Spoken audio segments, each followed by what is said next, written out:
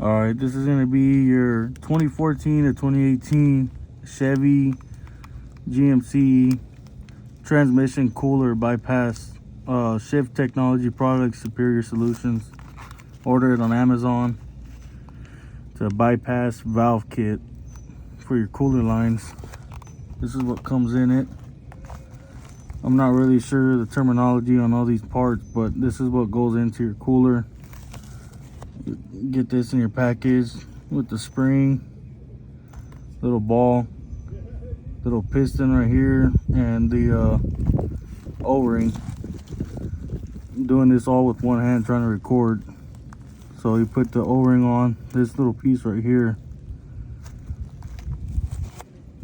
and then your ball and your spring. Put the ball in first,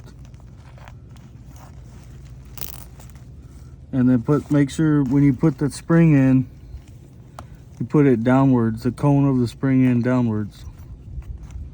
I'm trying to do this all with one hand and record. There you go. So it'll look like that. The ball will go in first, then the cone part of the spring will go down, sit right on top of the ball. That's for whenever you're ready to put it in.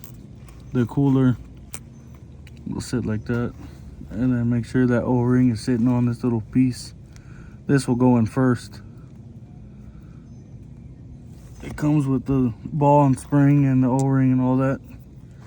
Then turn back around. I'm 6'4", trying to fit under this truck. So this right here is your actual cooler.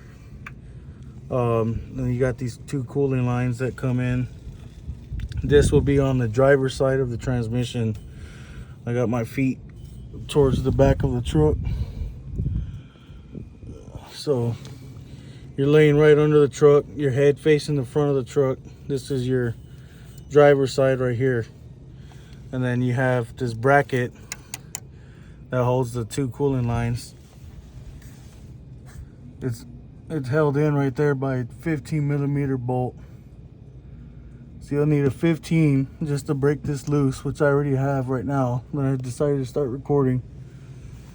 Then you'll have your 13mm would be right there. That's your 13. And then you have your 10mm on the top, right back here. If you can fit your hand. So there you go. You got your 13 on the outside, which is holding the cooler to the transmission. And then you have your 10, which is holding, I guess, the cooling lines onto it. So I'm going to break these all apart, take it apart, see if I can do it, and then go from there. Alright, so I got the 15mm broke out for the bracket. Just pull it out right here, swing the bracket out of the way, and then over here I got the 13 broke loose and the 10mm. So just unscrew it. Some transmission fluid was mentioned that it would fall out. There's the 10mm. I'm hoping that this fluid doesn't fall on my phone, because this is the new 15. There you go. Try to focus. 1 second.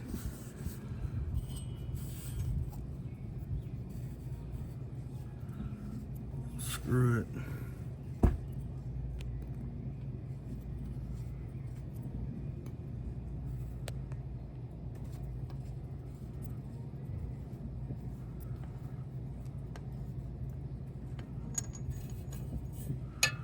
There's the 13. Oh, man. Kind of pull it out of the truck.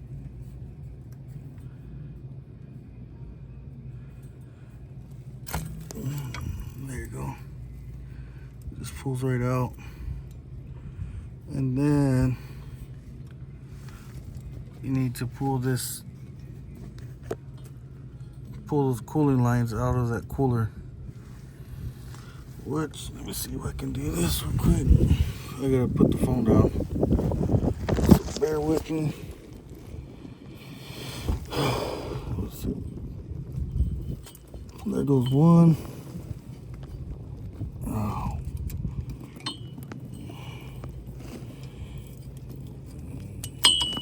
There goes the other. I'm gonna show you real quick a tip that I saw off another video.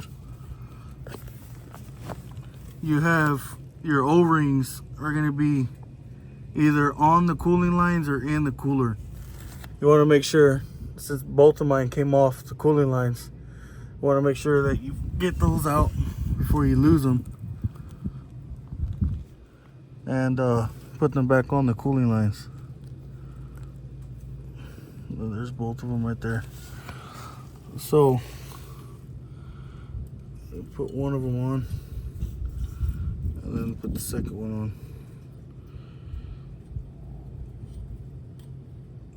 Trying to do all this with one hand again. There you go. Now I got both O-rings back on, and the little bracket that holds in the middle set aside. So then you will need snap ring pliers. Take that snap ring off, and then I guess channel locks or some pliers to try and pull this little plug out, which the new one will be replacing. Clean it all up whenever you get a chance. And then get some pliers or some channel locks, and you will pull out the old one. Take a little bit of little good grip, yank it right out, get rid of all that. Those are the original parts that come in it. Then bring your cooler over here. 1 second.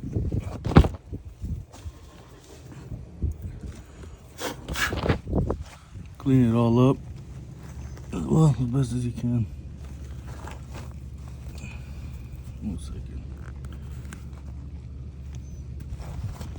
Alright, so then you got your ball and your spring, and then you got your actual piece over here.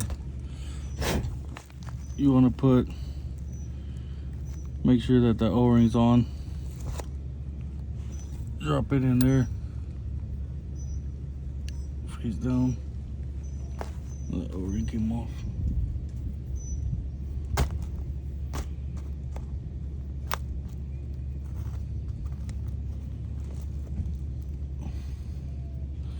Like I said, I'm not really sure what these parts are called, but you'll see it when you get the package.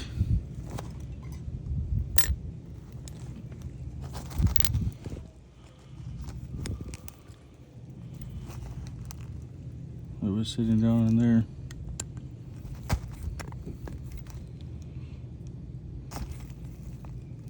Just push it down.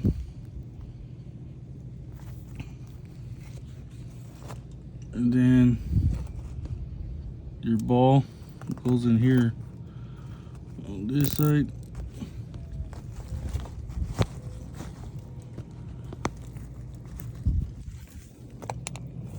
And your spring goes down there. You are supposed to, I guess, put a drop of some Lucas transmission oil or whatever, so that thing in there sticks. But I'm acoustic apparently, because I bought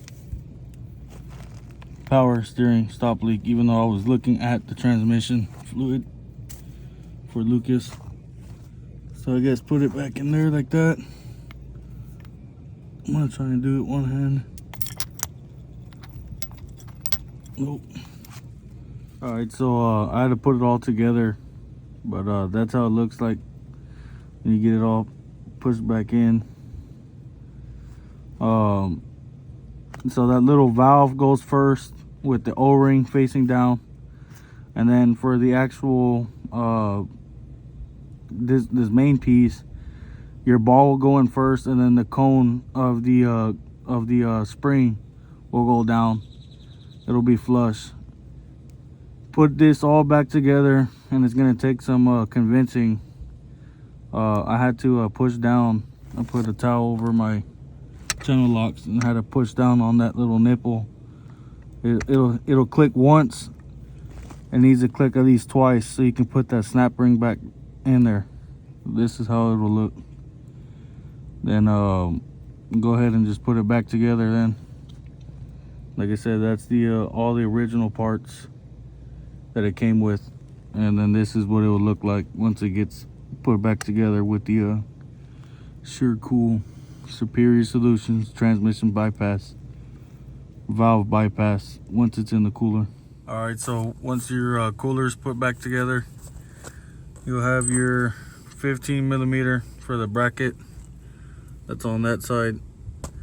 Then you have your 13 that will go on the side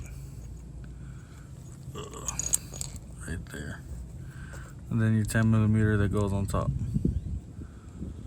So once you get it all put in back together, I'll show y'all. All right, so this is the cooler installed back in on the truck. You got your 13 millimeters right there, 10 millimeters back there, and then your 15 on that bracket. Let's tighten them back up. I wiped everything down as good as I can so that whenever I turn the truck on, God forbid, if there is any leaks, it would be coming from either two of these cooling lines or where the actual cooler plugs into the truck. But other than that, I'm gonna drive the truck around and check the temperatures on it, and I'll keep you all updated on that.